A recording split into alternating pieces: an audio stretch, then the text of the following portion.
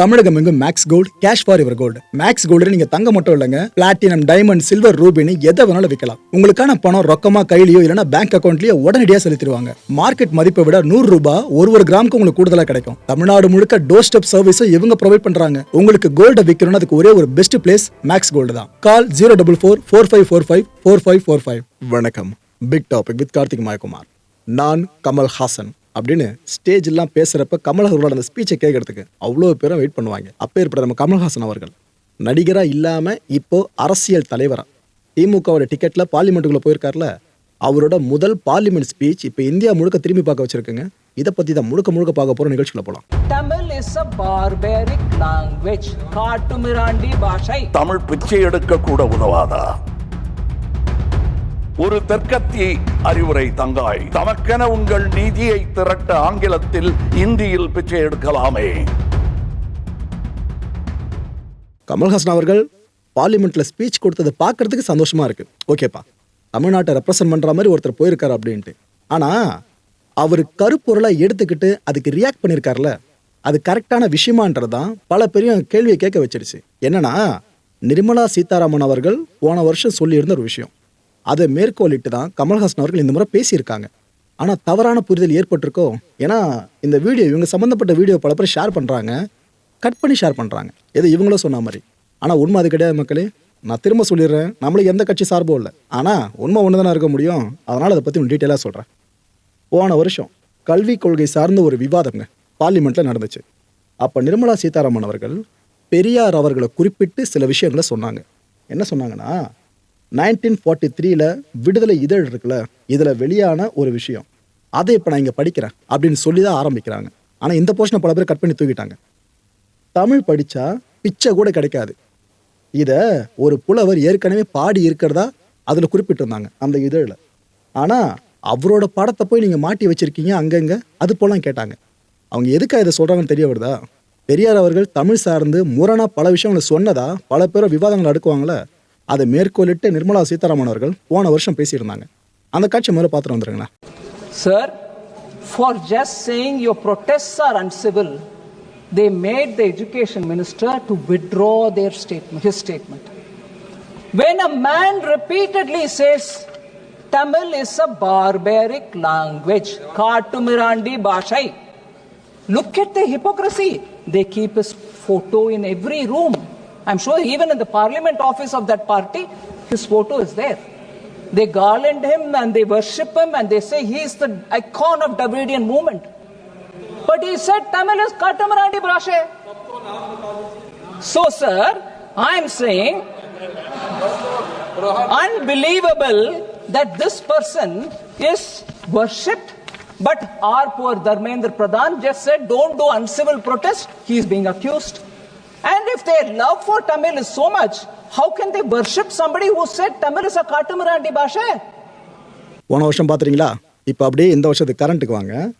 இப்போ என்ன இருக்குது, பட்ஜெட் கூட்டத்தொடர் இப்போ ஆரம்பித்து போய்கிட்டு இருக்கா நம்ம பார்லிமெண்ட்டில். இதில் குடியரசுத் தலைவர் உரைக்கு நன்றி தெரிவிக்கிற தீர்மானம், இதில் கமல்ஹாசன் அவர்கள் பங்கெடுத்து பேசினாருங்க. அவரோட வெரி ஃபர்ஸ்ட் பார்லிமெண்ட் ஸ்பீச். இதில் அவர் எடுத்ததும் பல பேருக்கு நன்றி சொன்னாப்புல. அதில் குறிப்பாக தமிழ்நாட்டின் முதலமைச்சர் மு க ஸ்டாலின் அவர்களுக்கும் தன்னோட நன்றியை பதிவு பண்ணார். பிரதர் அப்படின்னு மென்ஷன் பண்ணி பதிவு பண்ணியிருந்தாப்புல. சொல்லி முடித்த பிற்பாடு ஆங்கிலத்தில் தன்னோட பேச்சை ஆரம்பித்தாருங்க. அப்படியே தமிழில் கொண்டு போய் முடிச்சாப்புல. என்னென்னலாம் சொன்னார்னா, நிர்மலா சீதாராமன் அவர்களை சகோதரி, தங்கச்சி அப்படின்னு மென்ஷன் பண்ணதை நம்ம எடுத்துக்கலாம். ஏன்னா பேசும்போது ஒரு இடத்துல வருது அது, அதனால் சொல்கிறேன். பிச்சை எடுக்கக்கூட தமிழ் உதவாது அப்படின்றீங்க, உண்மைதான். ஆனால் தமக்கென உங்களோட நிதியை திரட்டுறதுக்காக நீங்கள் ஆங்கிலத்திலையும் இந்தியிலையும் பிச்சை எடுக்கலாமே அப்படின்னு கேட்டார். இதுக்கப்புறமா தமிழ் பிச்சை எடுக்க உதவாது, திருடவும் உதவாதுன்னு சொல்லியிருக்காரு. ஓகே, யாரை குத்தி காட்டுறது என்னன்னு தெரியுதா? தமிழை பிச்சை எடுக்க மாட்டான், அதுவும் உங்ககிட்ட பிச்சையை ஏற்கவே மாட்டான், ஓட்டையும் நாட்டையும் இந்த கமல் விற்கவே மாட்டான்னு கிட்டத்தட்ட சினிமா பஞ்சுமேடு தான் நிறைய விஷயங்களை பேசியிருந்தாப்புல. பேசி முடிச்சு கடைசியில் என்ன சொன்னார்? வீழ்க வளமுடன். வாழ்க கேள்விப்பட்டிருப்பீங்க, வீழ்க வளமுடன் என்ன சொல்ல வரார் புரிஞ்சிருக்கேன்னு நினைக்கிறேன். தமிழ் என்றும் வாழும் நலமுடன், நாளை எமதே, உங்கள் கமல்ஹாசன், ஜெய்ஹிந்த் அப்படின்னு பேசி முடிச்சிருப்பாருங்க. இந்த ஸ்பீச்சை நீங்கள் முழுசாக கேளுங்க. இதுக்கப்புறம் விஷயத்தை பற்றி நம்ம டிஸ்கஸ் பண்ணுவோம். Thank you, my brother M.K. Stalin, and thank you, my beloved nation. My doors open to let many doors open to let people of various fields to enter this house to speak for their people. My door opened through the corridors of cinema.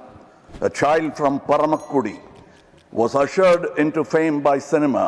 That is when I was introduced to cinema and to my Tamil history.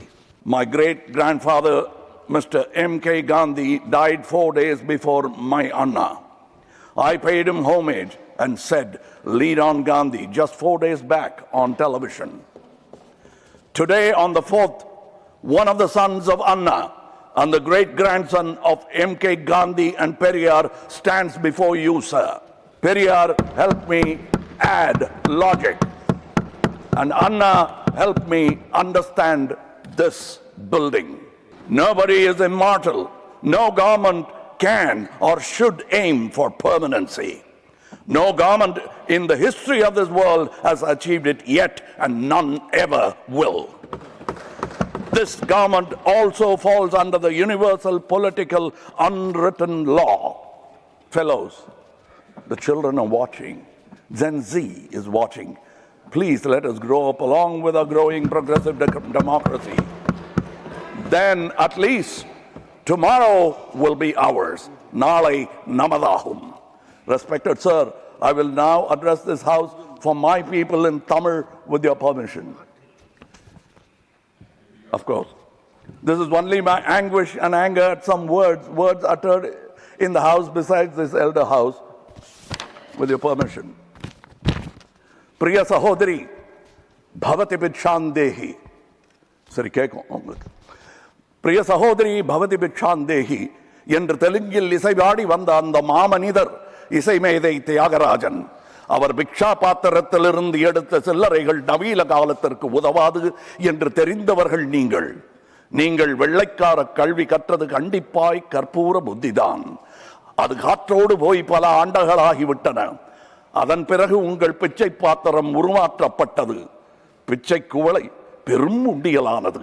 அந்த உண்டியலை உடைத்து நிதி திரட்ட உதவுவோர் இன்று தமிழரை பார்த்து என்ன சொல்லுகிறீர்கள்? தமிழ் பிச்சை எடுக்க கூட உதவாதா? ஓரளவு உண்மைதான். ஒரு தெற்கத்தி அறிவுரை தங்காய். தமக்கென உங்கள் நிதியை திரட்ட ஆங்கிலத்தில் இந்தியில் பிச்சை எடுக்கலாமே. தமிழ் பிச்சை எடுக்க உதவாது, திருடவும் உதவாது. தமிழன் பிச்சை எடுக்க மாட்டான், அதுவும் உங்கள் பிச்சையை ஏற்கவே மாட்டான். தங்கச்சி, ஓட்டையும் நாட்டையும் இந்த கமலஹாசன் விற்கவே மாட்டான். உங்கள் சாபங்களில் எங்களுக்கு நம்பிக்கை இல்லை. Please conclude. உங்களுக்கு இருக்கக்கூடும் என்ற நம்பிக்கையில் நீங்கள் உணர என் திட்டத்தை சாபமாய் போடுகிறேன். கருணையுடன் நீங்களே ஏற்பீர். உங்கள் இஷ்ட தெய்வங்களை வேண்டிக் கொள்ளுங்கள். பகுத்தறிந்த தமிழ்ச்சித்தன் கூற்று இது. வினை உம்மை சுடுக, என்றும் எங்கள் நாடு நீடூழி வாழும். வினை உம்மை சுடுக, ஓட்டப்பம்பும் வீட்டை சுடுக. வந்தீர் வென்றீர் செல்வீர். இது உலக நியதி, அரசியல் நியதியும் கூட. வீழ்க வளமுடன், தமிழ் என்றும் வாழும் நலமுடன். வணக்கம் அவை வந்தடைந்த தலைவர் கூட்டத்திற்கு. சென்றும் வருவேன். நாளை யமதே. உங்கள் கமல்ஹாசன். ஜெய்ஹிந்த். श्रीमान पवित्र मार्गरेटा जी.